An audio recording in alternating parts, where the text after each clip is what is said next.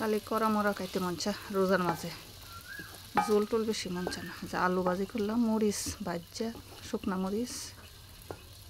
বেশি করে পেঁয়াজ দিয়ে আলু ভাজি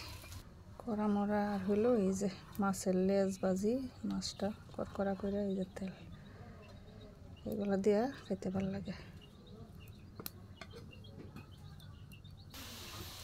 এই যে কড়কড়া ভাজি দেখছ আলু ভাজি এমন জুড়ি জুড়ি করে চিকন করে ফইলে শুকনা মরিচ ভাজা আলু ভাজি ভাল লাগে গরম ভাত দিয়া এটাই ভাল লাগে রোজার মাঝে সেহরির সময় এটা দিয়ে খাওয়া যায় সন্ধ্যা রাতেও এটাই খাওয়া যায় এটার সাথে এই যে কড়কড়া করে মাছ ভাজি তেল মাছের তেলটা দিয়েও খাওয়া যায় না সোহা